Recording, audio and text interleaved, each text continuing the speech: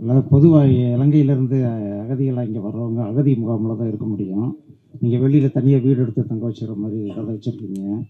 போலீஸ்லேருந்து தப்பிச்சு வந்த மாதிரி இருக்காங்க. கேட்கல சார்? போலீஸ்லேருந்து தப்பிச்சு வந்த மாதிரி கதை எழுதியிருக்கீங்களான்னு கேட்டேன் சார். அது வந்து நீங்கள் படத்தில் அதுக்கான கவனம் கரெக்டாக கொடுத்துருக்கோம். நீங்கள் படத்தில் ஏன்னா இப்போ சொன்னாலும் ஒரு வீல் ஆகிடும், அது படத்தில் உங்களுக்கு ஜஸ்டிஃபை ஆகிடும் அந்த படத்தில். சசி சார், நீங்கள் சினிமாவை பற்றி சொன்னீங்க, நான் ஏன் சினிமா கூட நடிக்கக்கூடாது அப்படின்னு. அவங்களும் அவங்க கூட நடிக்க ஒத்துக்கிட்டாங்க, கதை நல்ல இது.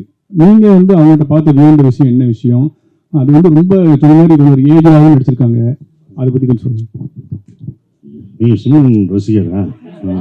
எடுத்தோன்னே எங்களை பற்றிலாம் கேட்கல. நீங்கள் சினிமன் பாருங்கள், உங்களுக்கெல்லாம் சேர்த்து தான் நான் நடிச்சிருக்கேன். அதுதான் ஒன்று.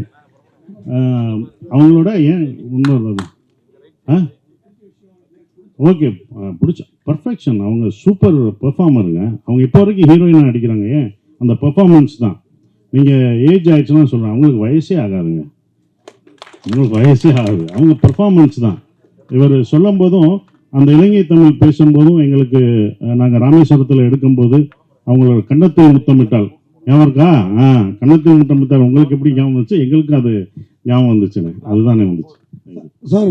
சசிகுமார் சார், அதாவது இந்த படம் வந்து அகதிகளாக வெளில வந்து அவங்க வந்து டூரிஸ்ட் மாதிரி என்ஜாய் பண்ணுற மாதிரி காமிச்சிருக்கீங்களா? ஏன்னா இலங்கை அகதிகள்னால நமக்கு ஒரு இறக்கம் இந்த மாதிரி தான் ஏற்படும். இந்த படத்தில் வந்து டூரிஸ்ட் ஃபேமிலின்னு போட்டிருக்கீங்க, இலங்கை சப்ஜெக்ட்னு சொல்கிறீங்க இல்லையா? அப்போ அவங்க வந்து ஊராக போய் இப்போ கனடா, அமெரிக்கா, நம்ம தமிழர்கள் கூட அப்படி இல்லை, எல்லா ஊர்லேயும் இருக்கிறாங்க. அதை தான் சொல்லியிருக்குது அந்த படம். எப்படி அகதிகளாக வந்து ஆனால் அவங்க துன்பத்தை வெளியில் காட்டிக்காமல் சந்தோஷமாக வாழ்ந்துட்டு இருக்காங்க அப்படின்ற மாதிரி. அது நீங்கள் படம் பார்க்கும்போது தான் அதை பார்க்கணும். ஏன் வந்தாங்க, என்ன டூரிஸ்ட்னு எதை மீன் பண்ணுறோம் அப்படின்றது நீங்கள் இப்போ ரிவீல் பண்ண முடியாது. நீங்கள் இப்போ எல்லாமே ஒரு லைட்டராக தான் சொல்ல முடியும். ரொம்ப நாங்கள் வந்து உணர்ச்சிபூர்வமாக இதை ரொம்ப இன்னும் சொல்ல முடியாது. சென்சார் இருக்குது, எல்லாமே இருக்குது உங்களுக்கு. அதெல்லாம் அதனால தான் இதை வந்து ஒரு லைட்டராகவே அந்த படத்தை நாங்கள் சொல்லியிருக்கோம் சார். அதே மாதிரி இப்போ டூரிஸ்ட் ஃபேமிலி ரிலீஸ் ஆகிறது, நேற்று டூரிசம் பிளேஸில் அவ்வளோ பெரிய மனித தாக்குதல் நடந்திருக்குது காஷ்மீரில். நீங்கள் வந்து எல்லா மதமும் சம்மதம் அப்படின்னு அயோத்தியில் கூட நடித்து ரொம்ப எல்லாருக்குமே பிடிச்சிருந்தது. இந்த மாதிரி சூழலில் இந்த மாதிரி டூரிஸ்ட் ஃபேமிலி படம் வெளியில் வர்றப்போ உங்களோட கருத்து, அதாவது இதுலேயும் அன்பு தான் வலியுறுத்துவோம்னு சொன்னீங்க. ஹியூமனிட்டி தாங்க எப்போதுமே அது முக்கியமான ஒரு விஷயம். நாங்கள் வந்து அதில் தான் நான் வந்து இந்த படத்துலையும் சொல்லுவோம், மனிதர்களை தாக்கக்கூடாது, ஒவ்வொரு மனிதனும் யாராக இருந்தாலும் தாக்கக்கூடாது, தவறான ஒரு விஷயம். ஹியூமனிட்டி ரொம்ப முக்கியம். இதில் அன்பை போதிக்குது. இதெல்லாம் பார்க்கும்போது கொஞ்சம் மாறுவாங்கன்ற ஒரு நம்பிக்கை தான், அவ்வளோதான். வந்துட்டியா? இல்லை, கொஞ்ச நாள் முன்னாடி தக் லைஃப் ஆடியோ லான்ச் நடந்தது. அதில் பார்த்தீங்கன்னா உலக நாயகன் வந்து ஹிந்திலாம் பேச வரல, பொலிட்டிக்கல் ஆகிடும் அப்படின்னு சொல்லிட்டு இங்கிலீஷில் பேசணும்னு சொன்னார். ஆனால் இப்போ நீங்கள் சொன்னீங்க ஆங்கிலத்தை விட தமிழை கற்றுக்கணும்னு சொல்கிறீங்க. நீ அங்கே உங்களுக்காது, இங்கே வந்து இது வந்து டூரிஸ்ட் ஃபேமிலி.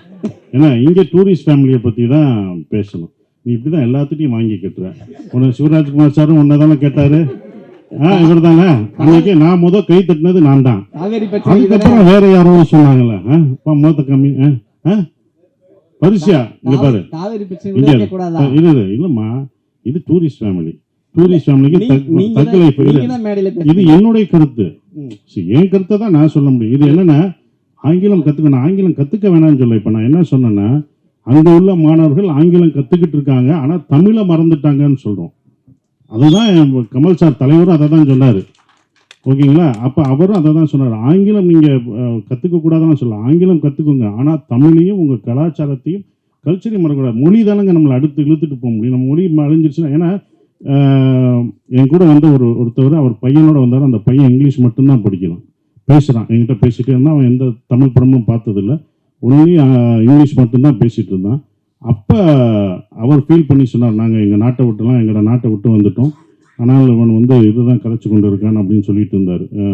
இதை மட்டும் கதைச்சிட்டு இருக்கான், இங்கிலீஷ் மட்டும்தான் கதைச்சிதான், அடுத்த கல்ச்சர் தெரியலன்னு. அவங்க பார்க்கணும், அவங்களுக்கு ஆங்கிலம் தெரியுதில்ல, ஆனால் தமிழ் உன்னுடைய மொழியை கற்றுக்கோன்னு சொல்கிறதுக்கான ஒரு விஷயமா தான் நான் நினைக்கிறேன். சஸ்டேன் ஆனால் இங்கே தொடர்ச்சியாக வந்து ஏஜிடாகவே நடிக்கிறீங்க. உங்கள் கதைக்கு வரவங்க வந்து உங்களுக்கு ஏஜிட் தான் கேட்குறாங்களா, இல்லை இதுக்கப்புறம் வந்து நீங்கள் ஹீரோஸாக இதை பண்ண போகிறீங்களா? ஆனால் ஏஜிடானா கமல் சார் அப்பயே இது பண்ணிட்டாரு. இது அப்பயே கமல் சார் படங்கள் கடல் மீன்லாம் பார்த்துருக்கீங்களா? நான் பார்த்துருக்கேன். நாயகன் பார்த்தீங்களா? கடல் எல்லாமே அப்படி தான். ஏன்னா இப்போ எந்த நடிகரும் இந்த பையனை அப்பாவை நடிப்பாங்களா? நடிக்க மாட்டேன். நானும் நடிக்க மாட்டேனா? இப்படி ஒரு படத்தை நான் மிஸ் பண்ணுறேன்னா? இந்த படத்தை நான் கொண்டு போகிறது ஒரு 5 பேர். அயோத்தி படம் பார்த்துட்டு, அவங்களுக்கு தெரியும் அயோத்தி படம் பார்த்து, அயோத்தி யாராவது நடிப்பாங்களா? நடிக்க மாட்டாங்க. ஏன்னா சண்டை கிடையாது, எதுவும் கிடையாது, சும்மா வண்டி ஓட்டணும், கடைசி ஒரே ஒரு வார்த்தை தான். அதுக்கு தான் அயோத்தி பார்த்துட்டு கவர்மெண்ட்டில் ஒரு இதே போட்டாங்க. எனக்கே அது தெரியாது. ஒருத்தவங்க நான் ஒரு ஃபங்க்ஷன் போகும்போது அந்த ஆஃபீஸர் சொன்னாங்க, கவர்மெண்ட்டில் சார் உங்கள் அயோத்தி உங்களுக்கே தெரியாமல் ஒரு நல்லது பண்ணியிருக்கீங்க, என்ன கவர்மெண்ட்டில் ஆர்டர் என்ன போட்டிருக்காங்கன்னா, இந்த இறந்தவங்களை கொண்டு போகிறதுக்கு இத்தனை சர்டிஃபிகேட் இருக்குல்ல, அதெல்லாம் ஈஸி பண்ணிட்டாங்க.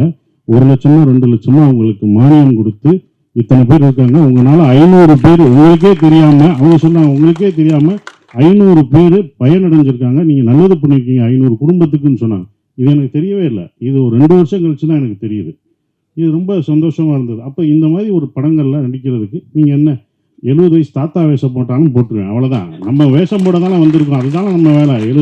திடீர்னு காலேஜ் பையனா போவேன், அடுத்த படத்தில் காலேஜ் பையனா நடிக்க வைப்பாங்க. காலேஜ் அப்போ ஏன் காலேஜ் பையன் நடிச்சுன்னு கேட்பீங்களா? கேட்க முடியாது. அது நான் நடிப்பேன்ட்டுவேன், அதுக்கு தான் அது, அவ்வளோதான். சசி சார் இங்க யாரு இங்க இங்க ஐயோ என்னண்ணே? இல்ல, சென்னை வந்து எல்லாரையும் வாழ வைக்கிற அன்னை. நீங்க மதுரையிலிருந்து சென்னைக்கு வந்து இங்க வந்து எஸ்டாப்ளிஷ் ஆயிட்டு திரும்பவும் வந்து ஊருக்கே போய் பழப்பு நடத்திட்டீங்களே, என்ன காரணம்? அப்புறம் இந்த இயற்கை விவசாயத்தை மேற்கொண்டு வரீங்க, அதுக்கு என்ன காரணம்? அதுக்கப்புறம் வந்து ஸ்டுடியோ ஒண்ணு நீங்களும் சமுத்திரக்கனியை கட்டுறதா முன்னாடி சொன்னீங்க. இந்த 3 கேள்விக்கு வரிசையா பதில் சொல்லுங்க. இது வேணாம், ஒரு கேள்விக்கே ரொம்ப ஆனால் முதல் கேள்வி வந்து சென்னையில் வந்து இது பண்ணுறான், என் சொந்த ஊர் அதானே, என் வீடு அதுதானே, டெல்லிக்கு ராஜாங்க பள்ளிக்கு புள்ள தானே, என் ஊருக்கு தானே நான் போக முடியும். ஸோ என்னுடைய ஊர் என்னுடைய இடம் அப்படின்றனால நான் அங்கே போயிட்டேன். அது விவசாயம் அங்கே இருக்குது, என்னுடைய குடும்பம்லாம் அங்கே இருக்கனால நான் அங்கே போயிட்டேன். வேற ஒன்றும் இல்லை. இது இங்கே வந்துட்டாங்க, என்ன இருந்தாலும் அங்கே தானே நான் போகணும் அப்படின்றதால அங்கே இருந்தோம். சென்னையில் அந்த நானும் சமுத்திரக்கனி கரெக்டாக உங்கள்கிட்ட சொன்னோம், ஒரு ஸ்டுடியோ கட்டணும், கண்டிப்பாக அது பண்ணுவோம். அதற்கான வேலைகள் ஒரு இடம் வந்து அது ஃப்யூச்சரில் நாங்கள் கட்டலாம்னு யோசிச்சிருக்கோம். அது பண்ணோம். ஏன்னா அங்கே வந்து எல்லா இது, ஏன்னா இப்போ நாங்கள் அங்கே போயிட்டோமே, இதையும் எடுத்துகிட்டு போயிட்டோம்னா எடிட்டிங்கு டப்பிங் எல்லாம் எடுத்துப்போம், ஈஸியாகிடும். அதுதான் அது பண்ணுறோம். சரி சார், இந்த படத்தில் ஒரே நிமிஷம் மணி சார், இந்த படத்தில் முக்கியமாக ஒரு விஷயம் வச்சுருக்கீங்க, வல்வெட்டித்துறை அப்படின்னு ஊர்லேருந்து அந்த ஃபேமிலி வருது வச்சுருக்கீங்க. அந்த வல்வெட்டித்துறை இவ்வளோ வரலாற்று முக்கியத்துவம்னு எல்லாருக்கும் தெரியும். இந்த ஈழத்தமிழுடைய வழியை வேதனைகளை தமிழ் சினிமா சரியாக பதிவு பண்ணிக்கணும்னு நினைக்கிறீங்களா?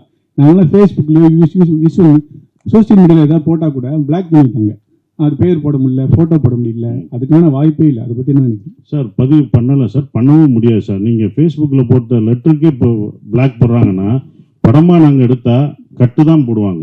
ஸோ அப்போ அது முடியாது. ஏன்னா அதை இந்த மாதிரி படங்கள் மூலமாக கொஞ்சமாக லைட்டர்வே எடுத்துகிட்டு தான் வர முடியும். நாங்கள் ரொம்ப ஸ்ட்ராங்காக அந்த இதை நீங்கள் சொல்கிற விஷயங்களை ரொம்ப வழியாக அதை சொன்னோம்னா அதை வந்து எடுத்துகிட்டு போனோம். அது சென்சார் இதுதான் ஆகும், சென்சார் கட் ஆகும். இது நம்ம இந்திய அரசாங்க சென்சார் இருக்குது, அந்த தணிக்கை குழு பண்ணுறபடி நம்ம இது பண்ணணும். ஸோ அப்போ அந்த மாதிரி படங்கள் எடுக்கும்போது அதை கட் பண்ணுவாங்க, அது ஒன்றும் பண்ண முடியாது. அது மாறினா தான் நாங்கள் எடுக்க முடியும். 2 கொஸ்டின்ஸ். ஒன்று வந்து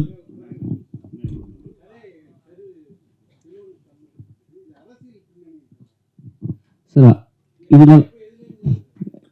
இது வந்து தமிழ் படம் கமல் சார் படத்துலேருந்து பார்ட் 2 பண்ணலான்ற மாதிரி எனக்கு ஒரு முன்னாடி ஒரு ஐடியா இருந்துச்சு. ஸோ அந்த ஐடியா நான் வச்சிருந்தேன். அதுக்கப்புறமேட்டு நான் முதல் படமாக ஒன்று பண்ணும்போது நான் இதை ஆரம்பித்தேன் எழுதுறதுக்கு. பட் இது வேற ஒரு கதையாக மாறிச்சு. ஸோ இதோட ஹோல் ஐடியா அப்படி தான் கிடச்சது எனக்கு. அண்ட் இது அரசியல் பேசியிருக்கோம்னு கேட்டிங்கன்னா, நாங்கள் அரசியல் பேசணுன்ற ஒரு விஷயத்தில் இது வந்து படத்தில் வந்து நாங்கள் இதில் வந்து இதெல்லாம் பேசணும் அப்படின்றதெல்லாம் நாங்கள் பேசல. ஆனால் அரசியல் இல்லாத ஒரு படம் இல்லைன்னு நினைக்கிறேன் நான்.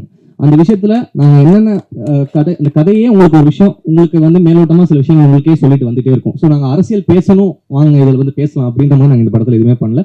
ஒரு ஃபீல் குட் ஃபேமிலி ட்ராமா, ஒரு சந்தோஷமாக பார்க்குற ஒரு படமாக தான் நாங்கள் எல்லாமே பண்ணியிருக்கோம்.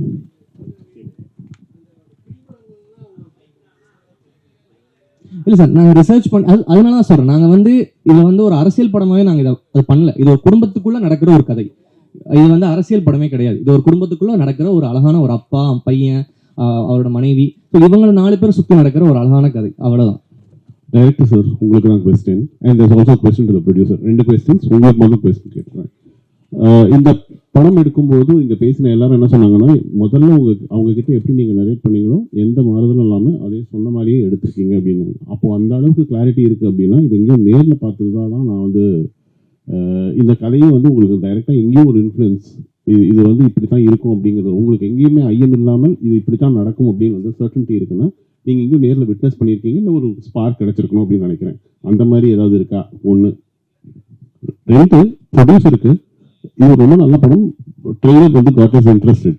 இப்போ நீங்க டீசர் ரிலீஸ் பண்ணும்போது வந்து நிறைய பேர் வந்து நீங்க இது பண்ணாமையே வந்து நிறைய பேருடைய அட்டென்ஷன் வந்து இது வாங்குச்சு.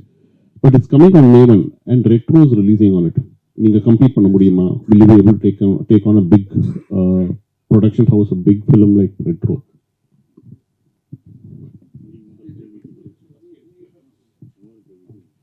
சார், முதல்ல விஷயம், இது உலகம் ஃபுல்லா இது நடந்த ஒரு விஷயம் தான். இது வந்து ஒரு குடும்பத்தை பத்தின ஒரு கதை கிடையாது. இது உலகம் ஃபுல்லா நடந்துகிட்டு இருக்க ஒரு விஷயம் தான். இன்ஃப்ளூயன்ஸா எனக்கு நிறைய விஷயங்கள் இருக்கு. எனக்கு பர்சனலாவே சில கனெக்ஷன்ஸ் இருக்கு. அண்ட் இன்னொரு விஷயம் என்னன்னு சார், அடுத்து என்ன கேட்டீங்க நீங்க? இல்லை சார், ஆக்சுவலி உங்களுக்கு தெரியும் இப்போ வந்து இல்லை சார், என்னென்னா இப்போ வந்து ஓடிடி இருக்கிறதுனால இப்போ நம்ம டிசைட் பண்ணுறதே இல்லை சார் டேட்ஸ் தான். இப்போ வந்து நார்மலாகவே இப்போ நம்ம ஒரு சர்டனான ஒரு கம்பெனிக்கு படம் கொடுத்துருக்கோம்னா அவங்களோட ஸ்லாட் இருக்கும். லைக் இப்போ வந்து ஒரு நிறுவனம் படத்தை வாங்கியிருக்காங்க, அந்த நிறுவனத்தை வந்து மே கடைசியில் இந்த படம் ஓடிடியில் வரணும், நாங்கள் அந்த மாதிரி தான் சைன் பண்ணி கொடுத்துருக்கோம். ஸோ அதனால் எங்களுக்கு வேறு வாய்ப்பு இல்லாமல் தான் சார் பண்ணுறோம். ஸோ வந்து காம்படேட் பண்ணுன்ற எண்ணங்களே இல்லை, ஏன்னா அது மிகப்பெரிய படம். ஸோ நாங்கள் ஒரு படம் பண்ணியிருக்கோம் சார். இதுதான், வேறு எந்த ஒரு காம்படிஷன்ன்ற ஸ்பேஸ்க்கே இடம் இல்லை சார். இது என்டையராக வந்து ஒரு வேறு வழி இல்லாமல் எங்களுக்கு இந்த டேட் தான் அவைலபிளாக இருக்குது. அதனால தான் சார் இந்த படத்தை நாங்கள் பண்ணுறோம் இந்த டேட்டில், வேறு எதுவும் இல்லை. அண்ட் வந்து நீங்கள் இன்னொரு கேட்டிருந்தீங்க, இந்த படம் வந்து உண்மை அந்த மாதிரி இருக்கா சார்? நார்மலாகவே என்னென்னா எல்லாருமே வீட்டை விட்டு வரும்போதோ ஊரை விட்டு வரும்போதோ வந்த ஒரு இப்போ நான் ஒரு எக்கனாமிக்ஸ் கிரைசிஸ் ஸ்ரீலங்காவில் இருந்துச்சு, அந்த டைமில் ஒரு ஃபேமிலி அங்கேருந்து வெளில வரும்போதும் அங்கே அந்த குடும்பம் வந்து இங்கே என்ன ஃபேஸ் பண்ணுறாங்கன்ற சில விஷயங்களை பதிவு பண்ணியிருக்கோம்.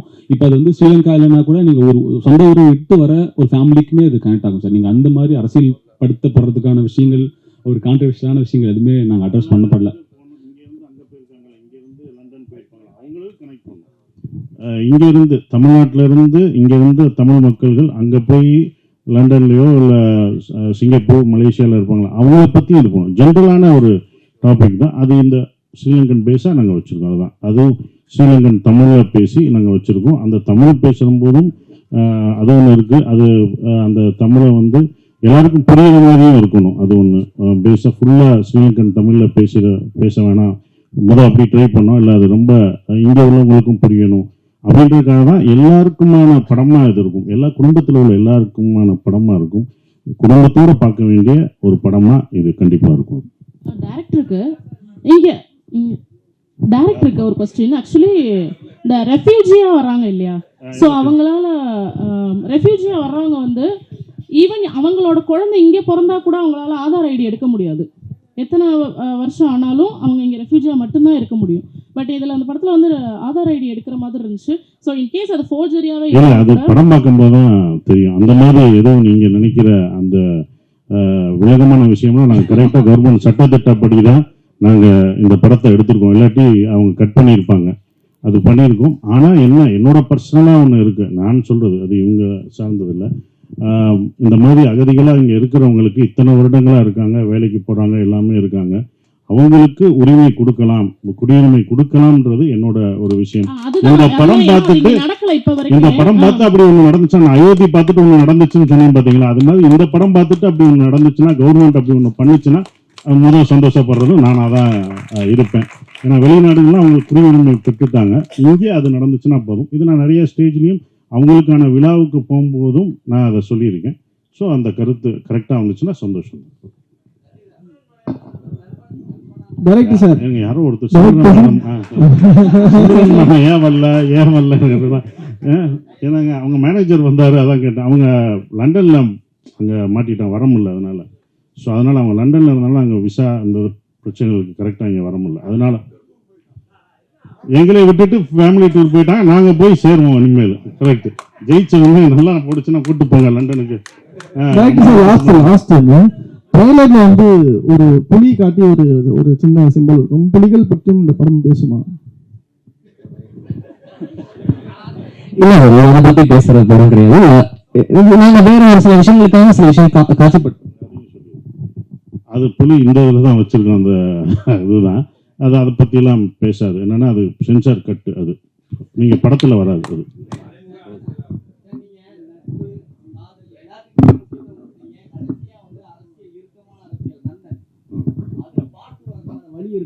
அது கண்டிப்பாக அந்த டைரக்டர்கிட்ட சொல்லியிருக்கோம். அது பார்ட் 2 எடுக்கிறதுக்கான வேலை பார்த்துட்டு, ஏன்னா கணேஷ் சார் எப்போ பார்த்தாலும் அதை சொல்கிறது, நந்தன் பார்ட் 2 பண்ணுங்க, இன்னும் வந்த பிறகு என்ன நடக்குது அப்படின்றத சொல்லுங்கன்றாங்க. அதுக்கான இது சொல்லியிருக்கோம். அது டைரக்டர் பண்ணாருன்னா கண்டிப்பாக பண்ணுவோம். சசியண்ணே, இப்போ நீங்கள் ஸ்டேஜில் பேசணும்னு சொன்னீங்க, நாங்களாம் வந்து சிம்ரனுக்கு ஹீரோ நடிக்கக்கூடாதுன்னு சொன்னீங்க. நீங்கள் தான் அவங்களை வந்து அப்ரோச் பண்ண சொன்னீங்களா? எனக்கே ஷாக்கு தான்ப்பா. நீ எப்படி இது பண்ணீங்களோ அதே மாதிரி தான் எனக்கு சிம்ரனா நானே கேட்டேன் அப்படின்ற ஒரு விஷயம் தான். அது ஏன் அப்படின்னும் போது நீங்கள் படம் பார்த்தீங்க, இப்போ பார்த்தீங்கல்ல, பிடிச்சிருந்துச்சுல, 2 பேரையும் பிடிச்சிருந்ததுல, அது மாதிரி இன்னும் ரொமான்ஸ் சீன்லாம் வச்சிருக்காரு. அதெல்லாம் இன்னும் படம் சப்போர்ட்ல எங்கள் படம் ஹீரோயினை நாங்கள் தானங்க இது பண்ண முடியும். என் படத்து ஹீரோயினை அது என் கூட நடிச்சிருக்காங்க, அவங்களுக்கு நான் தானே கொடுக்க முடியும், நாங்கள் தானே கொடுக்க முடியும்ல. அதே மாதிரி சிம்ரன் கூட ஜோடி என்னங்க சிம்ரன் இல்லாம சிம்ரன் கூட ஜோடி. ஆனா 2 பசங்க சில சமயத்துல குடும்பத்துல நம்ம பசங்களே நம்ம கொஞ்சம் இடைஞ்சலா இருப்பாங்க. அந்த மாதிரி ஃபீல் பண்ணீங்களா? புரியல சார், சிம்ரன் கூட ஜோடி, ஆனா வந்து சில சமயத்துல குடும்பத்துல நம்ம பசங்களே நமக்கு இடைஞ்சலா தெரிவாங்க சில சமயத்துல. அந்த மாதிரி இங்க ஃபீல் பண்ணீங்களா? கண்டிப்பா அது படத்துல சீன்ல வரும், பாருங்க, கண்டிப்பா பாருங்க, அதை சொல்ல மாட்டோம், சீனை பாருங்க. ஓகே, முடிச்சிடலானே. ஓகே, சீக்கிரம் முடிஞ்சிடும். எல்லாம் கொஞ்சம் கொஞ்சமாக தான் பேசுவாங்கன்னு நினச்சேன், நான் நினச்சது. ஏன்னா இவங்க ஷூட்டிங்கில் அவ்வளோவா பேச மாட்டாங்க, ஒர்க்கில் அவ்வளோவா பேச மாட்டாங்க. ஆனால் இவ்வளோ நேரம் பேசுவாங்க. நான் எனக்கே என்னடா நம்ம கொஞ்சமாக தான் பேசும் போக்கு, நிறைய பேசும் போக்கு அப்படின்றத பார்க்கும்போது ஒவ்வொருத்தருக்கும் எனக்கே ஆச்சரியமாக இருந்தது. அவ்வளோ நல்லா பேசினாங்க. அவங்க பேசுகிற காரணம் என்னென்னா, இங்கே தான் நன்றி அவங்க சொல்ல முடியும், வேறு எங்கேயும் அவங்க நன்றி சொல்ல முடியாது. அது ஒன்று இருக்குது. ஒவ்வொருத்தவங்களும் வேறு எங்கே அவங்க தனியாக பார்த்து அவங்க நன்றின்னு சொல்ல முடியாது. அந்த நன்றி மறக்காமல் இருக்கணும் அப்படின்றதுக்காக தான் இங்கே ஒவ்வொருத்தவங்க அந்த நன்றியை தெரிவிச்சுக்கிறாங்க. அப்படி தான் நம்ம பார்க்கணும். அந்த நன்றி வந்து வெற்றி பெற்ற பிறகும் அந்த நன்றியை நீ வந்து உன் தயாரிப்பாளருக்கு காமிக்கணும்னு நான் அந்த டைரக்டருக்கு நான் ஒரு அட்வைஸாக அதை சொல்லிக்கிறேன். அதுதான் நன்றி. நீ அது முடிஞ்ச பிறகு நீ என்ன நன்றி செலுத்துறியோ அதுதான். எல்லாம் படத்தை பற்றி சொன்னாங்க, இப்படி வரும் அப்படி வரும்ன்ற ஒரு விஷயம் சொன்னாங்க, நல்லா இருக்குது. அதெல்லாம் நம்பிக்கை தான், எல்லாருக்கும் இருக்கிற நம்பிக்கையில் தான் அவங்களும் அந்த நம்பிக்கையில், ப்ரொடியூசர் அந்த நம்பிக்கையை வச்சுருந்தார். அந்த நம்பிக்கை நிறைவேற்றிய டைரக்டருக்கு அவ்வளோ வாழ்த்து சொல்லும்போது இன்னும் சந்தோஷமாக இருக்குது. என்ன நினச்சி ஒரு ப்ரொடியூசர் தான் ஒரு படத்தை பார்த்துட்டு இது நல்லா இருக்குது எனக்கு திருப்தின்னு சொல்லணும். அது ஒரு 100% சொன்னது எனக்கு சந்தோஷமாக இருக்குது. இருந்தாலும் நல்லா எழுதிட்டோம் அப்படின்னு ஒன்று இருக்கும்ல, நல்லா எழுதியிருக்கோம்டா சப்ஜெக்டு, ஆனால் என்ன ரிசல்ட் வருதுன்னு ஒரு பயம் இருக்கும். அந்த பயத்தோடு இருக்க மாணவனா மே 1 அந்த ரிசல்ட்டுக்காக மக்களும் நீங்களும் கொடுக்க போகிற அந்த ரிசல்ட்டுக்காக காத்துக்கிட்டு இருக்கோம். அதுதான் நான் காத்துட்ருக்கேன். ஏன்னா எங்கள் படத்தை பற்றி நீங்கள் தான் பேசணும். நாங்கள் இங்கே வந்து படம் இப்படி பண்ணிட்டோம் அப்படின்னு சொல்கிறத விட நீங்கள் நல்லா இருக்கும், நீங்கள் தான் எல்லாருமே சொல்லணும். மக்களும் ப்ரெஸ் எல்லாமே நீங்கள் சொல்லணும். எனக்கு இந்த படம் அவர் சொன்னார் ஃபுல்லாக அபி 24 வயசு பையன் வந்து சொல்லும்போது இங்கே வயசு முக்கியம் இல்லை, நல்ல கதை நல்ல விஷயம்தான் முக்கியம். அதை யுவராஜ் அந்த டீம் பார்க்கல. ஏன்னா அவங்க ஒரு ப்ரொடக்ஷன் ஃபஸ்ட்டு வந்து என்கிட்ட சொல்லும்போது 2 நண்பர்கள், அந்த 2 பேரும் நண்பர்கள், அற்புதமான நண்பர்கள். அதுவே எனக்கு பிடிச்சி போச்சு. மொதல் பாஸ், நண்பர்களாக இருக்கீங்க, இப்படி ஒரு நட்பா அப்படின்னு ஒன்று இருக்குங்களா, அந்த நட்புக்கே இந்த இதை செஞ்சாகணுமே அப்படின்றது. 2வது அவங்க எடுத்த படங்கள் 2மே எல்லாருக்கும் பிடிச்ச படம், கேட்கவே தேவையில்லை, அவ்வளோ பர்ஃபெக்டாக செலக்ட் பண்ணி சொல்லுவாங்க. அப்புறம் நம்ம என்ன சொல்கிறது, நம்ம தான் அதுக்குள்ளே போகிறேன், நான் தான் இந்த படத்துக்குள்ளே நுழைஞ்சிருக்கேன். அது எனக்கு தான் பெரிய ஒரு விஷயமா நான் நினைக்கிறேன். கதை சொல்லும்போது கூட அப்படியே அந்த மியூசிக்கெல்லாம் போட்டு விட்டாப்புல, அப்படி போட்டு சார் அப்படின்னு வரும் சொல்கிறாப்புல. நான் சொல்லலை, நான் பாட்டு சீரியஸாக பார்த்தேன். கேட்டுக்கிட்டு யுவராஜ் சிரிக்கிறாப்புல, யுவராஜ் அழுகிறாப்புல, என்னடா கூட வந்த ப்ரொடியூசர் அழுகிறாப்புல. நான் அப்படி திரும்பி பார்க்குறேன், ஒரு சவுண்டு கேட்குது, என்னன்னு பார்த்தா பக்கத்தில் இருக்கிற ப்ரொடியூசர்ஸ் அதுக்கு அழுகிறாப்புல. திடீர்னு அவர் சிரிக்கிறாரு. ஓகே, இது சைட் எஃபெக்ட் கொடுக்குறாங்க போலுக்கு அப்படின்னு நினச்சேன். அதுக்கப்புறம் எனக்கு உண்மையிலே கதை ரொம்ப பிடிச்சிருந்தது. ஏன்னா நான் கேட்ட கதையிலே ரொம்ப நாள் ஆச்சு நான் அப்படி கேட்டு உண்மையிலே ஒரு ஒரு கதையை முதல்ல இருந்து கடைசி வரைக்கும் எந்தவித மாற்றமும் செய்யாமல் அப்படியே இருக்கிற இதை மாற்றிக்கலாம் அப்படி மாற்றிக்கலாம் அப்படி எதுவுமே இல்லை. அது கரெக்டாக இருந்தது. அது கரெக்டாக தான் எடுத்திருக்காங்க. எந்த மாற்றம் இல்லாமல் செஞ்சது தான் இது அபியோட இந்த டைரக்டரோட வெற்றியாக நான் நினைக்கிறேன். அது ஒன்று. அப்புறம் ஏன் அவர் சொன்னார் சார், ஏன் சார் நான் அவ்வளோ சொன்னேன் நல்லா பேசின பிறகு நீங்கள் ஒரு தடவை கூட சிரிக்கிற, இல்லைடா உன்னை டிஸ்டர்ப் பண்ணா, நீ ஒரு காமெடி படம் பண்ணுற, காமெடி சொல்கிறேன்னா உள்ளுக்குள்ளேயே சிரிச்சுக்குவேன், உள்ளுக்குள்ளேயே ஆடுவேன், எல்லாமே உள்ளே இன்னொரு இது ஆடுவார், ஆனால் வெளியில் இல்லை, உன்னை டிஸ்டர்ப் ஆகிடுவேன், நான் சிரித்து அதனால் அடுத்த லைனுக்கு போகக்கூடாது அப்படின்னு சொன்னோம். அதுக்கப்புறம் தான் சிம்ரன் மேடம் இந்த படத்துக்கு அப்போ சொல்லும் போது எனக்கு இல்லை சிம்ரன் மேடம் நடிக்கிறாங்க அப்படின்னா, சார் சிம்ரன் மேடம் கதை சொல்ல போகிறேன், எப்படி என்ன சொல்லுங்க தான் எனக்கு ஒன்று போடுவேன், மியூசிக்கை போட்டு அப்படி இப்படி நடிச்சு காமிப்பேன், அதை அவங்களுக்கு பண்ண அவங்களுக்கு பிடிச்சிரும். அப்படியா சார், கண்டிப்பாக பிடிக்கும்டா அப்படின்னு அடுத்தவங்க ஓகே பண்ணிட்டாங்க. அவங்க ஏன் ஓகே பண்ணால் அந்த கதை அவங்களும் இதில் வந்தது வந்து எல்லாம் கேட்டது சிம்ரன் நீங்கள்மா எப்படி ஏன்ப்பா நாங்கள் நடிக்கக்கூடாதாப்பா சிம்ரன் மேடத்தோட, இல்லைங்க நீங்கள் கிராமம்னா கிராமத்துலேயே எப்படி விவசாயம் பார்த்துட்டு இருக்கோம்னா ஏன் அங்கே நடிக்கக்கூடாதா, எங்களுக்கு சிம்ரன் கிடைக்கக்கூடாதா, இது என்ன எல்லாருடைய ஏக்கம் தான்ப்பா, அது எல்லாரும் இது பண்ணுறதுனால அதனால் எங்களுக்கு கிடைக்கக்கூடாதா, என்ன எப்படி எப்படி எப்படின்னா உங்களுக்கு என்னப்பா, அது அப்படிதான் கதை பாருங்க அப்படின்னா. அப்படிதான் சிம்ரன் மேடத்தை எல்லாம் கேட்குற கேள்வி. படம் பார்க்கும்போது உங்களுக்கு தெரிஞ்சிடும் எதுக்கு சிம்ரன் மேடம் இந்த படத்தில் எல்லாருக்கும் பிடிச்சவங்க சிம்ரன். அது கண்டிப்பாக இந்த படத்தில் அந்த குடும்பமாக உங்களுக்கு என்னையும் சிம்ரன் என் குழந்தைங்க பசங்க எல்லாத்தையும் உங்களுக்கு அது பிடிக்கும். அவங்க அவ்வளோ பெர்ஃபார்ம் பண்ணுவாங்க. அவங்கள அதாவது என்னென்னா அவங்கள எனக்கு இன்னொன்று அவங்கள பாராட்ட வேண்டியதுலாம் இப்போ வரைக்கும் அவங்க ஹீரோயினாக நடிக்கலாம். இந்த படத்துலேயும் அவங்க ஹீரோயின் தான், நான் ஹீரோ அவங்க ஹீரோயின். ஸோ அவங்க எப்போவும் ஹீரோயினாக நடிக்கலாம். ஸோ அது ரொம்ப அற்புதமாக பெர்ஃபார்ம் பண்ணாங்க. அவங்கள வந்து எல்லாருமே வரும்போது சிம்ரன் மேடம் கொஞ்சம் பயந்தாப்புல, டைரக்டர் சிம்ரன் மேடம் இருக்காங்க இவங்க இருக்காங்க அப்படின்னு நிறைய பயப்படுவார். ஸோ அதெல்லாம் தவிர்த்துட்டு பாஸ்கர் சார் இப்படி போய் பேசி இப்படி பண்ணு எல்லாம் சரியாயிடும் அப்படின்னு சொல்லி அப்படி தான் பண்ணது. இந்த கதை ஏன் எனக்கு ரொம்ப பிடிச்சிருந்த ஒரு விஷயம் அப்படின்னா, இது வந்து ஈழத்தமிழர் பேசுகிற ஒரு இது. நான் வந்து பேசுகிறது வந்து ஸ்ரீலங்கன் தமிழ், ஈழத்து தமிழ் பேசுகிற ஒரு குடும்பம் இங்கே வந்து எப்படி சர்வே ஆகிறாங்க அப்படின்றது. இது பார்க்கும்போது உங்களுக்கு காமெடியாக தெரியும், காமெடியாக இருக்கும். எப்படின்னு யூஸ்வலாக ஸ்ரீலங்கன் படமோ ஒரு ஈழத்தமிழர் படங்கள் எடுக்கும்போதோ அது சோகமாகவும் கஷ்டமாகவும் தான் நம்ம பார்த்துருப்போம். இந்த படம் சந்தோஷமாக இருக்கும், உங்களுக்கு சிரிக்க வச்சுட்டே இருப்போம். ஆனால் உள்ளுக்குள்ளே உங்களுக்கு ஒரு விஷயத்த சொல்லிக்கிட்டே இருப்போம் அவங்க வழிகளை. அதாவது ஒரு சந்தோஷத்தை வழியை மறைத்து தான் சந்தோஷத்தை நம்ம கொடுக்க முடியும். அந்த வழிகளை மறைத்து இந்த குடும்பம் உங்களுக்கு சந்தோஷத்தை கொடுத்துட்டே இருக்கும். அப்படி தான் வரும். ஏன் அவங்க சந்தோஷம் கொடுக்குறாங்கன்னா அவங்க அடுத்த ஜென்ரேஷன் அவங்க குழந்தைகளுக்கு, அந்த குழந்தைகள் நம்ம பட்ட கஷ்டம், நம்ம விட்டு வந்த உறவுகளையும் நம்ம தமிழையும் நம்ம விட்டுறக்கூடாது, நம்ம குழந்தைகளை சந்தோஷமாக வச்சுக்கணும்னு அவங்க வழியை மறந்து கொடுக்கக்கூடிய படமாக அது இருக்கும். அதுதான் அவங்க வழியை மறந்து அந்த குழந்தைங்களுக்கு சந்தோஷத்தை கொடுக்குறாங்க. உலகத்தில் உள்ள எல்லா தமிழரும் எல்லாருக்குமே பொருந்தும். எல்லா தமிழர்களுக்கும் உலகத்தில் உள்ள எல்லா ஈழத்தமிழர்களும் அவங்க பசங்க பார்க்கும்போது இந்த படத்தை பார்க்கும்போது நம்மளுடைய கல்ச்சரையும் நம்மளுடைய தமிழும் மறந்துட்டு நம்ம இங்கிலீஷ் பேசிகிட்டு இருக்கோம்.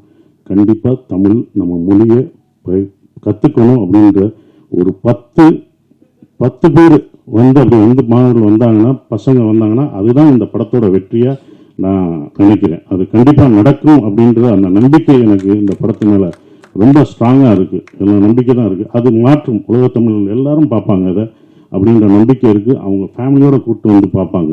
இங்கே உள்ள மக்களும் அவ்வளோ எல்லாத்தையும் கலெக்ட் பண்ணுவாங்க. ஏன்னா இங்கேருந்து போய் அங்கே கஷ்டப்படுற அங்கே வழியாக வாழ்ந்துட்டு இருக்கவங்களுக்கும் இந்த படம் ஒரு நல்ல அவங்க சிரிக்க வச்சுட்டே தான் சொல்லுவாங்க. எங்கேயுமே அவர் வந்து இது பண்ண மாட்டார். பட் ஃபீல் குட் மூவியாக கண்டிப்பாக இருக்கும். அவர் சொன்னார் எப்படி இந்த படத்தை இது பண்ணேன்னு கேட்கும்போது அவருக்கு இன்ஸ்பயர் ஆனது தெனாலி படம். அதை அவர் சொல்ல மறந்துட்டார். தெனாலி படத்தை நான் இன்ஸ்பயர் பண்ணி தான் சார் இதை நான் எடுத்தேன். இந்த படம் பார்க்கும்போது உங்களுக்கு தெனாலி மொழி படங்களை ஞாபகப்படுத்தும் நம்புகிறேன் நான். அது கண்டிப்பாக இருக்கும். அப்படிப்பட்ட ஒரு படம் இந்த டூரிஸ்ட் ஃபேமிலி இருக்கும் அப்படின்றது. இந்த படத்தில் மலையாளத்திலேருந்து வந்திருக்காரு. அந்த மலையாள இதெல்லாம் மறந்து அழகாக என் மகனாக சூப்பராக பண்ணார். நான் உங்கள் கதை சொல்லும் போதே சொன்னேன், இதில் யாரும் நடிக்க மாட்டாங்க, எந்த ஹீரோ நீ போயிட்டு வா, எங்கே சுற்றி வந்தாலும் என்கிட்ட தான் வர முடியும். ஏன்னா இவ்வளோ பெரிய பையனா யாரும் எந்த ஹீரோ நடிக்க மாட்டாங்கன்னு நான் நினச்சேன். சில ஹீரோக்கள் நடிப்பாங்க, சிலர் நடிக்க மாட்டாங்க. அதுதான் அப்படி இது எனக்கு தான் இந்த கதை ஒழுக்கும் அப்படின்னு நினச்சேன். அப்படி வந்தால் மிதுன் சூப்பராக இருந்துச்சான். பெரிய டைலாகு, நானும் அவனும் பேசுகிற ஒரு சீனு. அதில் வந்து ரொம்ப அற்புதமாக நான் எதிர்பார்க்கவே இல்லை, இன்னும் இவ்வளோ சீன் இருக்கு, என்னோட டைலாக் இருக்குது, எப்படி பேசுவார் அப்படின்னு நினச்சேன். ஆனால் அற்புதமாக பேசி இது பண்ணிட்டாப்புல. படம் பார்க்கும்போது உங்களுக்கு தெரியும், இந்த படத்தில் யோகி பாபு சார் எல்லாமே இருக்காங்க, பெரிய ஆர்டிஸ்ட்லாம் இதில் இருக்காங்க. யோகி பாபு இருக்கார், நான் இருக்கேன், எல்லாமே இருந்தாலுமே அந்த குட்டி பையன் முள்ளியாக நடிக்கிறான். அவன் தான் இந்த படத்தில் காமெடியனே. உங்களை சிரிக்க வைக்க போகிறது அந்த பையன் தான். நாங்களாம் காமெடியன், நாங்களாம் கேரக்டர் ஆர்டிஸ்ட்டு, அவன் தான் காமெடியனாக இருப்பான். அது இது பண்ண மாட்டோம், அது கண்டிப்பாக அவங்க நிச்சயம் கொடுக்கும். அப்புறம் மியூசிக் ஷான் ரோல்டன், அது அவரோட நம்ம ஒரு படத்தில் நம்ம பாட கேட்டுக்கிட்டே இருந்தோம், அவரை பிடிக்க முடியல. அது ஒரு படம், ஒரு பாட வருவார், நான் ரொம்ப பிஸியாக இருந்தார், பாட முடியாதுன்னாங்க. ஆனால் இந்த படத்தில் எனக்கு 2, 3 எத்தனை வாய்ஸ் கொடுத்துக்கிட்டே இருக்காரு. இது பார்த்தாலும் அடுத்த படத்தில் ராஜ்மோகன் படத்துலையும் அவர் தான் மியூசிக்கு. வா நீ அப்போ விட்டல, இப்போ நான் பிடிச்சிட்டேன் பாரு அப்படின்ற மாதிரி தான் இருந்தது.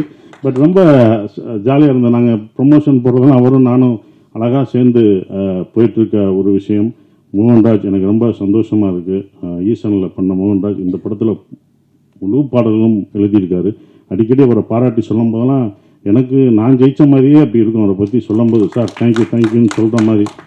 மோகன்ராஜ் சார் அப்போவே அவர் நல்லா தெரிஞ்சிருக்குன்னு சொல்லி இதெல்லாம் எழுதியிருக்காரு, எனக்குலாம் தெரியுங்க, இந்த பாட்டு எழுதியிருக்காங்க, இந்த பாட்டு எழுதியிருக்காங்க ஷாண்டோல்னு சொல்லுவாங்க. தெரியுங்க அவர்கிட்ட, நான் அப்போ இருந்து சொல்கிறேன், முன்னாடி உட்காருங்க, முன்னாடி உட்காருங்க. இன்னைக்கு முன்னாடி உட்காந்துருக்காரு. இப்போ தான் நீங்கள் எல்லாருக்கும் தெரியுங்க.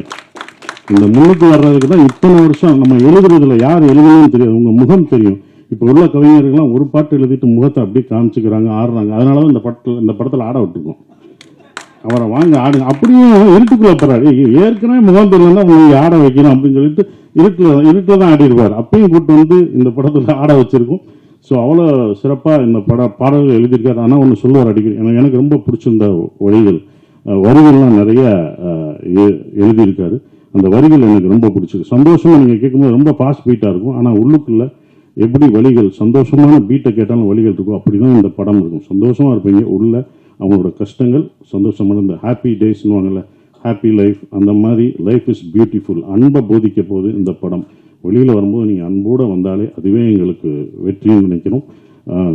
அஃப்கோர்ஸ் இவங்க எடுக்கிறாங்க இந்த படம், இன்னொன்றும் பர்சனலாக ஜெயிக்கணும். ஏன்னா அவங்க எடுத்த 2 படத்தோட இதோட ப்ரொடக்ஷன் காஸ்ட் ரொம்ப ஜாஸ்தியாக இருந்தது. நானே பயந்து என்னப்பா இவ்வளோ செலவழிக்கிறீங்க, வேணாம்ப்பா அப்படின்னு. இல்லை சார், இந்த படத்து மேலே எனக்கு நம்பிக்கை இருக்குது, இதை நல்லா பண்ணும் சார், இவங்கெல்லாம் வரணும் அப்படின்னு சொல்லி அவங்க பண்ணது மறக்க முடியாத ஒன்று. அவங்களுடைய நம்பிக்கைக்கு இந்த படம் வெற்றி பெற்று அவங்களுக்கு என்ன செலவழிச்சாங்களோ அந்த காசு கொடுத்துட்டாலே எனக்கு ரொம்ப ஒரு ப்ரொடியூசராக நான் சந்தோஷப்படுவேன். அது வரணும், அப்போ தான் அது நல்லா இருக்கும்னு நான் நினைக்கிறேன். மற்றபடி இதை நீங்கள் தேட்டரில் May 1 படம் ரிலீஸ் ஆகுது, நீங்கள் பாருங்கள். நானும் உங்களோட சேர்ந்து அதை ரசித்து பார்க்குறேன். மறந்துடாதீங்க, நீங்கள் தான் உங்களோட ஆதரவை தரணும். May 1 மறந்தாமல் பாருங்கள். தேங்க்யூ. நான் இந்த துறைக்கு மியூசிக் போட வந்தது எல்லாரும் கேட்பாங்க, என்ன பண்ணணும்னு நினைக்கிறீங்க, எல்லாருமே எப்போ நம்பர் 1 ஆக போறீங்க அந்த மாதிரி ஒன்று கேட்பாங்க. பட் நான் அந்த மாதிரி எந்த நோக்கத்தோடையுமே வரல. ஒரு நல்ல படைப்புகளை பண்ணி அதை நம்ம பகிரும்போது அந்த நம்ம அது மூலமா பண்ற ஒரு நல்லது ரொம்ப சஸ்டைனபிளா இருக்கும். ஏன்னா இப்போ நம்ம ஒரு உயரத்துக்கு போறோம் அப்படின்னா ஒரே நாள்ல அந்த உயரத்துக்கு போயிட்டு அதுல நிறைய ரிஸ்க் இருக்கு. ஏன்னா நம்ம திடீர்னு ஒரு உயரத்துல தூக்கி வச்சிடுறாங்க, அதுக்கப்புறம் அந்த உயரத்தை வச்சுக்கிட்டு என்ன பண்றது அப்படிங்கிறதுக்கு 10,000 பேர் 10,000 விஷயம் சொல்லுவாங்க. ஆனா அந்த நோக்கமே நம்மளுக்கு கிளியரா இருக்காது. ஏன்னா அதுக்கப்புறமா நம்ம போன அந்த உயரத்தை அதை காப்பாத்துறதுலயே நம்மளுடைய வாழ்க்கை சரியா போயிடுது. அதுல நம்ம பண்றது சரியா, இசை சமூகத்துல என்ன செய்யணும், ஜனங்களுக்கு எப்படி பயன்படணும், இந்த மாதிரி விஷயங்கள்லாம் நம்ம யோசிக்கிறது இல்லை. அந்த ஒரு ரீதியில பார்க்கும்போது நான் இந்த சினிமா ஜேர்னில இதுவரைக்கும் நான் ஒர்க் பண்ண எல்லா டைரக்டர்ஸ், எல்லா ப்ரொடியூசர்ஸ் எல்லாருக்குமே ஒரு தேங்க்ஸ் சொல்லிக்கிறேன். இந்த இடத்துல நல்ல நல்ல படைப்புகளை, நல்ல படங்கள்ல எனக்கு பணிபுரியறதுக்கு ஒரு வாய்ப்பு கொடுத்ததுக்கு எல்லாருக்கும் நன்றி சொல்லிக்கிறேன். டூரிஸ்ட் ஃபேமிலி இந்த படம் ஆரம்பிக்கும் பொழுது விஜய் தான் என்னுடைய ஆளுநாள், இந்த படத்தோட கிரியேட்டிவ் ப்ரொடியூசர் விஜய். ஸோ அவரும் ஒரு முக்கியமான காரணம். நான் இன்னைக்கு நான் என்னெல்லாம் சாதிச்சிருக்கேன் நான் நினைக்கிறேனோ அது எல்லாத்துக்குமே அதுல ஒரு அப்சல்யூட்லி ஒரு 50% பங்கு அவருக்கு போகும். ஏன்னா என்னை சுற்றி எல்லாமே எல்லா வெல்விஷர்ஸ் தான். சம்டைம்ஸ் எனக்குன்னு சில ஆம்பிஷன்ஸ்லாம் இருக்கும். பட் என்ன எல்லாரும் நம்ம பேரு நம்ம ஒர்க் எல்லாருக்கும் தெரியற மாதிரி பண்றதுல ஒரு முக்கியமான ஒரு தூண் யுவராஜ் மாதிரி. இந்த படம் ஆரம்பிக்கும் போது அவர் சொன்னார், இந்த மாதிரி ஒரு கதை இருக்கு, நீங்க கேட்டு பாருங்க அப்படின்னு. பொதுவான நரேஷன்ஸ் கேட்கறது தவிர்த்துருவேன். அவர் சசிசார்ட்ட நரேட் பண்ணாருன்னு சொன்னார் இல்லையா, அது எனக்கு ரிவர்ஸா நடக்கும். ஏன்னா சில டைரக்டர்ஸ் வந்து நடிச்சு காட்டுறோம் அப்படின்னு சொல்லி பயங்கர மோகமா ஒன்று பண்ணிட்டு போயிடுவாங்க. அதுக்கப்புறம் அந்த படத்துல அந்த மாதிரி இல்லாம ஒரு மாதிரி கொஞ்சம் இதுவாகும். அந்த மாதிரி 2-3 இன்சிடென்ட்ஸ் நடந்ததுனால சரி நீங்க ஸ்கிரிப்ட் கொடுத்தீங்கன்னா அட்லீஸ்ட் லிட்டரேச்சர் லெவலில் எனக்கு தெரியும் இல்லையா, படத்தோட ஃபார்மேஷன் எப்படி இருக்கு, அதோட போக்கு எப்படி இருக்கு, கதையுடைய அந்த ரேஷியோ எல்லாமே கரெக்டா இருக்கா, இசைக்கு நல்ல இடம் இருக்கா. ஏன்னா சில படம் பார்த்தீங்கன்னா கம்ப்ளீட்டா டயலாகா இருக்கும், நம்ம என்னதான் தலைகீழ நின்னாலும் அங்கே மியூசிக் போடவே இடம் இருக்காது. இந்த பவர் பாண்டி படம் பண்ணும்பொழுது அந்த படத்தோட எடிட்டர் வந்து என்னை நம்பி நிறைய இடம் எம்டியா விட்டுருந்ததுனால அந்த சில பீசஸை வந்து நம்ம இது பண்ண முடிஞ்சது. ஏன்னா வந்து கதாபாத்திரங்களோட எண்ண ஓட்டங்கள்லாம் வந்து இசை வந்து ரொம்ப ஈஸியாக சொல்லிடும் ஒரு டைலாக்ல சொல்றதை விட. ஸோ அப்படின்னா இருக்குமே அப்படின்னு சொல்லிட்டு இல்லை நான் அப்படியே கூட மீட் பண்ணேன். ஒரு வாட்டி மீட் பண்ணிட்டு ஃபர்ஸ்ட் நரேட் பண்ண ஆரம்பிக்கும் போது ஏதோ பேசணும், அது இல்லை நீங்க ஸ்கிரிப்ட் கொடுத்துருங்க நம்ம படிச்சுக்கலாம் அப்படின்னு சொல்லிட்டு நான் அனுப்பிச்சு விட்டேன். அதுக்கப்புறம் வந்து இன்னொரு வாட்டி இல்லை இந்த நரேஷன் நீங்க கேளுங்க, இது நரேஷனா கேட்டாதான் உங்களுக்கு அந்த எஃபெக்ட் கிடைக்கும் அப்படின்னோடனே அப்போ ஏன் புரிஞ்சுது. அவர் வந்து ஒரு 2 மணி நேரம் நரேட் பண்ணாரு. நரேட் பண்ணும்போது எனக்கு உண்மையிலேயே ஒரு முழு படம் அந்த மியூசிக்கோட எல்லா ஒரு இதோடையும் ஃபுல்லா ஒரு கம்ப்ளீட்டான ஒரு காப்பி பார்த்த ஒரு ஃபீலிங்கே எனக்கு நரேஷன்ல இருந்து கிடைச்சது. ஒவ்வொரு கேரக்டர் மாதிரியும் மாத்தி மாத்தி பண்ணும்போது அதே மாதிரி முகபாவனைகள் எல்லாமே டிஃப்ரெண்டா பண்ணி காமிச்சாரு. எனக்கு ரொம்ப யாருப்பா அந்த பையன், ஏன்னா அப்புறம் தான் நான் வயசு கேட்டேன். முதல்ல எனக்கு தெரியல, ஏன்னா இப்போ ஆளை பார்த்து வயசுலாம் சொல்ல முடியாது இப்போ. அதனால வந்து ரொம்ப யங்கா இருக்காரு, என்ன வயசு இருக்கும், ஒரு 30 வயசு இருக்குமா, இல்ல அவர் ஜஸ்ட் 24 இயர்ஸ் ஓல்டு அப்படின்னாங்க. ரொம்ப ஆச்சரியமா இருந்தது. ஏன்னா இந்த படத்துல சொல்லியிருக்கிற விஷயம் அந்த மாதிரி, அதாவது வந்து இப்ப பொதுவாக வந்து நல்ல படங்கள் எடுக்கணும் அப்படின்னா அதாவது நல்ல கதாபாத்திரங்கள், ஒரு நல்ல டிராமா இருக்கணும், ஒரு குடும்ப வேல்யூஸ் பேசுறது அப்படிங்கறத காட்டிலும் ரொம்ப வந்து ஒரு ஒரு ஒரு ஹைப்பர் மாஸ்குலின் ஹீரோயிசம் வந்து எப்பயுமே ஒரு இது இருக்கு, ஒரு ரசிகர் கூட்டங்கள் இருக்கு, அதை சுத்தி ஒரு ஹைப் இருக்கு, ஒரு பில்டப் இருக்கு. அந்த படங்கள் வந்தா அதனுடைய தாக்கம் கண்டிப்பா நம்மளால ஃபீல் பண்ண முடியுது. ஆனா ஒரு முதல் படம் எடுக்கும் பொழுது இவ்வளவு ஒரு பொறுப்புணர்ச்சியோட ஒரு மாதிரி ஒரு அதாவது ரசிகர்களுக்கு உண்மையா பண்றது என்னங்கிறத நான் சொல்றேன். அதாவது வந்து நம்ம ஒரு கட்டமைப்புக்குள்ள வேற, ஆனா ஒரு டைரக்டரா என்னோட வாய்ஸ் என்ன அப்படின்னு ஒரு ஃபர்ஸ்ட் படத்துலயே நிறைய டைரக்டர்ஸ்க்கு தெரியுமான்றது டவுட் தான், சம்டைம்ஸ் டவுட் எல்லாம் வரும். அது மாதிரி ஒரு டவுட்டே இல்லை, அவ்வளவு ஒரு கிளாரிட்டியோட நரேட் பண்ணாரு. So Abhi thank you so much for Tourist Family. என்ன அந்த படம் உண்மையிலே ஹீல் பண்ணுச்சு. இந்த படத்துல வேலை பண்ணது வந்து நான் கிட்டத்தட்ட என்னுடைய ஒரு பிளெஸிங்கா பாக்குறேன். அண்ட் சசிகுமார் சார், நான் ரொம்ப வருஷங்களா அவரை பல பரிமாணங்கள் ஒரு இயக்குனரா நடிகரா நிறைய விஷயங்கள்லாம் பார்த்து ரொம்ப ரசிச்சிருக்கேன். பட் அந்த கொலாபரேட் பண்ற ஆப்பர்ச்சுனிட்டி வரல. அது டூரிஸ்ட் ஃபேமிலிக்காக நடந்திருக்கு அப்படிங்கிறது வந்து ரொம்ப ரொம்ப ரொம்ப சந்தோஷமா இருக்கு. மோகன்ராஜன் வந்து ஆக்சுவலா நீ அந்த ஈசன் படத்துல அந்த வாய்ப்பு கொடுத்துருக்கலன்னா இன்னைக்கு நாங்க இந்த பாட்டெல்லாம் பண்ணிருப்போமான்னு தெரியல. அதனால கண்டிப்பா அதுல உங்களுக்கு ஒரு பெரிய பங்கு இருக்கு எனக்கு அவர் கிடைச்சதுல. அண்ட் அந்த டீசர்ல வந்து அவரோட ஒரு ரியாக்ஷன் கொடுப்பாரு, அந்த பையன் அந்த செருப்பை போட்டுட்டு அந்த போகும்போது அவர் ரொம்ப புதுமையான ஒரு ரியாக்ஷன் கொடுத்திருந்தாரு. நான் அந்த மாதிரி பார்த்ததே இல்லை இது வரைக்கும். ரொம்ப புதுசான ஒரு பெர்ஃபார்மன்ஸ் பண்ணியிருக்காரு. சசிகுமார் சாருக்கு இந்த படம் ரொம்ப ஸ்பெஷலா இருக்கும்னு நான் கண்டிப்பா ஒரு கான்ஃபிடண்டா சொல்லுவேன். ஏன்னா ஐ திங்க் சில பேர் வந்து நம்ம என்னன்னா இப்போ ஒரு அசெட்ஸ் நம்ம கிட்ட இருக்கும்போது அவங்க ஏன்னா இப்போ அவர் ஏற்கனவே பண்ண சில படங்கள் பார்த்து அதே மாதிரி கதைகள்லாம் சம்டைம்ஸ் போகும். இப்போ நம்மளுமே வந்து இப்போ $1 million பண்ணும்போது நம்ம ஒரு மாதிரி அந்த ஒரு டைமென்ஷனை மாற்ற ட்ரை பண்றோம். பட் ஏற்கனவே நம்ம பண்ணி ஏதாவது ஹிட் ஆயிடுச்சுன்னா அதே மாதிரி தான் கேட்பாங்க. அந்த மாதிரி பார்த்தபோது எனக்கு அப்படியே ஒரு டிஃப்ரெண்டான படத்தை முதல்ல பார்த்த ஒரு ரசிகன்ற முறையில் நான் ரொம்ப பிரமிச்சேன். ஆக்சுவலாக அது உங்க பர்ஃபார்மன்ஸ் ரொம்ப என்ஜாய் பண்ணேன். உங்களுக்கு கண்டிப்பா ஒரு பெரிய ஒரு ஸ்பெஷல் படமா எல்லா இதுலையுமே இருக்குன்றது நான் நம்புறேன் சார். அதே மாதிரி நான் உடல் தான் என்னோட உயிர் அங்க உட்கார்ந்து இருக்கு கருப்பு சட்டை போட்டுக்கிட்டு மோகன்ராஜன். அவருடைய தமிழ் வந்து இந்த காலத்து இளைஞர்களுக்கு வந்து ரொம்ப ஒரு அவசியமான ஒரு விஷயம் அவர் பண்ணிட்டு இருக்காருன்னு நினைக்கிறேன். ஏன்னா வந்து புதுமைன்னு நம்ம என்ன பண்ணுவோம்னா ஆப்போசிட்டா அதை பண்றதுன்னு நினைச்சிட்டு இருக்கோம். புதுமைன்றது ஒரு தொடர்ச்சி தானே இல்லையா? ஏன்னா நம்ம ஏதாவது ரொம்ப முகமழைன்னு சொன்னார்ல, அந்த மாதிரி இப்போ ஏதாவது சொன்னா முகமழையா ரொம்ப வைபா இல்லையா ப்ரோ அப்படி இப்படின்னு வானுங்க. என்ன கேட்குறேன்னா தமிழ் இண்டஸ்ட்ரியில படம் பண்ணி ஒரு தமிழ் அழகான தமிழ் வார்த்தை எழுதுறதுக்கு கூட இடம் இல்லையா என்ன? ஸோ அதனால அந்த விஷயத்துல என்னோட ஒரு ஸ்ட்ராங்கா அதை நம்பி இல்ல நம்மளும் வந்து தமிழ்லாம் பண்றோம், ஆனா தமிழ் பாடல்களுக்கும் இடம் இருக்கணும்.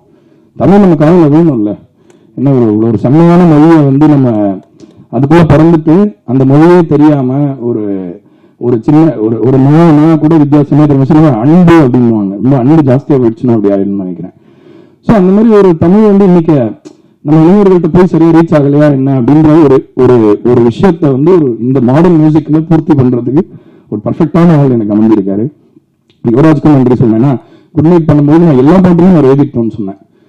ஏன்னா நான் வந்து அவரை ரசிக்க ஆரம்பிச்சிட்டேன். ஆக்சுவலாக 1947 முடிச்சுட்டு செம்மையா ஒரு பீஸ் மாட்டிருக்கு, இதை விட்டுறக்கூடாது அப்படின்னு ஒரு இது. அதுக்கப்புறம் அது தொடர்றது வந்து அவ்வளோ சந்தோஷமா இருக்கு. மோகன்ராஜன் மீட் பண்ணனாலே நம்மளுக்கு இந்த ஒர்க் அப்படின்றதே தூக்கி நான் மைண்டில் போட்டு அப்படியே வெளியே போட்டுருவேன். போனால் நானும் அபி மோகன் ஐயா உட்காருவோம். உட்காந்துட்டு யாராவது சிசிடிவி கேமரா வச்சு ப்ரொடியூசர்லாம் பார்த்தாங்கன்னு தெரியும், ஐயோ இவனுங்க அதை நம்பி விட்டுருக்கோம் அதெல்லாம் அப்படின்னு. ஸோ அவ்வளோ ஒரு மகிழ்ச்சியா இருக்கும். ஏன்னா வந்து ஆர்ட் வந்து ஒரு மகிழ்ச்சியை வந்து நம்ம ஒரு மகிழ்ச்சி தான் மகிழ்ச்சியை கொடுக்க முடியும். சில பேர் ஜாலியாக பாட்டு பண்ணணும்னு சொல்லிட்டு அப்படியே பதட்டத்திலே உட்காந்துருப்பாங்க. அது எப்படி சந்தோஷத்தை கொடுக்க முடியும் அந்த மாதிரி ஒரு பாட்டு? ஸோ நம்ம மகிழ்ச்சியை வந்து நம்ம கடத்த முடியும். அண்ட் கலைன்றது நம்மளோட பர்சனல் அப்சர்வேஷன் தான். அந்த மாதிரி 3 பேர் சேர்ந்து அந்த அப்சர்வேஷன் அது சேரும்போது வந்து ஒரு ரொம்ப ரொம்ப அருமையான படைப்புகள் கிடைக்கும். அண்ட் நடித்த எல்லாருமே, சிம்ரன் மேம், இவர் நிதின் அவ்வளோ அருமையாக பண்ணியிருக்காரு. நான் சிலதெல்லாம் சொல்லக்கூடாது, அவ்வளோ ஒரு எக்ஸ்ட்ராடினரியான ஒரு சீன் இருக்கு. ஒரு 15 நிமிஷம் சீன். ஒருத்தர் இவங்க அவங்களும் போட்டி போட்டு நடிச்சிருப்பாங்க. அந்த சீன் தான் எனக்கு ரொம்ப ஃபேவரட்டான ஒரு சீன். ஒரு பெரிய சீன் ஒன்று வரும் படத்தில், நீங்கள் தேட்டரில் ரொம்ப என்ஜாய் பண்ணுவீங்க. அதே மாதிரி நிறைய இயக்குநர்கள் இப்போ பார்த்துட்டு சொன்னாங்க, எல்லாரும் பர்ஃபார்ம் பண்ணாங்க ஒவ்வொருத்தரும். சிம்ரன் மேம், இவர் அந்த குட்டி பையன் கமலேஷ், அவன் தான் பாடுறான் ஆடுறான், திடீர்னு பிடிச்சிருவான் போல இருக்கு. அவ்வளோ ஒரு துடிப்பான ஒரு ஒரு ஒரு குழந்தையா இருக்கான் அவன். ஸோ வந்து இந்த படத்தில் நீங்கள் பார்த்தீங்கன்னா போஸ்டர்லேயே பார்த்துருவீங்க, ஒரு குடும்ப வேல்யூஸ் அப்படின்றது வந்து இன்னைக்கு வந்து பழைய விஷயம் மாதிரி பேசுறாங்க. அதுக்கு முற்றிலும் நான் வந்து அதுக்கு என்னுடைய கண்டனத்தை தெரிவிச்சுக்கிறேன். ஏன்னா குடும்பங்கள் தான் வந்து நம்மளுக்கு நல்ல விஷயத்த ஞாபகப்படுத்த முடியும். இப்போ என்னோட குடும்பம் வந்து நாங்கள் இருக்க முடியாது, இந்த தொழிலே இருக்க முடியாது முதல்ல. ஸோ நிறைய பேர் சொல்லுவாங்க குடும்பம் தானே தடுக்குது இதெல்லாம் அப்படின்னா. உண்மையிலே உங்க மேலே அன்பு வச்சுக்கிறவங்க எப்படியாவது உங்களை அதாவது நீங்க தப்பு பண்றீங்கன்னா முதல்ல அவங்க தான் உங்களை கேள்வி கேட்பாங்க, ஏன் தப்பு பண்ற அப்படின்னு. அப்ப உங்களுக்கு வந்து நல்ல நல்ல விஷயங்கள்லாம் சொல்லி சோப் அடிக்க மாட்டாங்க. அதே நேரத்துல நீங்க உங்க வீழ்ச்சி அடையும் போது நீங்களும் ஓகே நான் விழுந்துட்டேன் அப்படின்னு நினைக்கும் போது உங்களை பிடிச்சி தூக்கி இப்படி நிறுத்துவாங்க. அதுதான் குடும்பம் வருது. அது மனுஷங்களுக்கு தேவையில்லையா அப்படிங்கறத யோசிங்க. குடும்ப படங்கள் வந்து பெரிய வியாபார படங்களா இங்க மாறலைன்னா ஒரு பெரிய ஒரு வேல்யூல வந்து நம்மளுக்கு ஒரு கண்டிப்பா ஒரு டெஃபிஷியன்சி வரும். இப்ப ஜென்சி பசங்களாம் அப்படி இருக்காங்க, அப்படி பேசுறாங்க, என்ன புரியலன்றீங்களா? ஏன்னா சினிமாவோட தாக்கம் வந்து கண்டிப்பா அதுல இருக்கு. அதனால இந்த ஃபேமிலி வேல்யூஸ் சினிமால இருந்து கம்ப்ளீட்டா அழிக்கிறது, அது வேணும்னு சொல்றது வந்து நம்ம ஒரு இண்டஸ்ட்ரியை நம்ம அதை வந்து கண்டிப்பா நம்ம வச்சுக்கணும். ஸோ அந்த ஒரு ரீசனுக்காக டூரிஸ்ட் ஃபேமிலி வந்து எனக்கு ரொம்ப ரொம்ப ரொம்ப பர்சனலி ரொம்ப நான் ஜெயிக்கணும்னு வேண்டிக்கிறேன். அந்த மாதிரி ஒரு ஒரு விஷயம் நான் இன்வெஸ்ட் பண்ணியிருக்கேன் அந்த படத்துல. ரெண்டாவது விஷயம் வந்து இந்த மனித, அதாவது ஒரு தமிழ்ல படம் பண்றோம், இப்ப பேன் இந்தியாலாம் சொல்றாங்கல்ல, எல்லா மொழியிலையும் படம் பண்றாங்க. கொரியன் படமும் நம்ம பாக்குறோம். எந்த மாதிரி கொரியன் படத்தை பாக்குறோம்னு யோசிச்சு பாருங்க. அதாவது மொழின்ற அந்த லிமிட்டேஷனுக்குள்ள இல்லாம அந்த மொழியில தான் எடுக்கிறாங்க. அந்த மொழி அந்த படத்தை லிமிட் பண்ணாம அந்த மொழியை தாண்டி இந்த மனித குடும்பத்துக்கிட்ட பேசுற படங்களை தான் நம்ம எல்லாருமே பாக்குறோம். எந்த மொழியா இருந்தாலும் நம்ம கவலைப்படாம பாக்குறோம். அந்த ரீதியில டூரிஸ்ட் ஃபேமிலி தமிழ் படமான்னு கேட்டா எஸ் தமிழ் படம் தான். ஆனா அதையும் தாண்டி நம்ம மனித குடும்பத்துக்கான ஒரு அழகான கொண்டாட்டமான அன்பு செய்தியை சொல்ல போற மிகச்சிறந்த படமா இருக்கும்.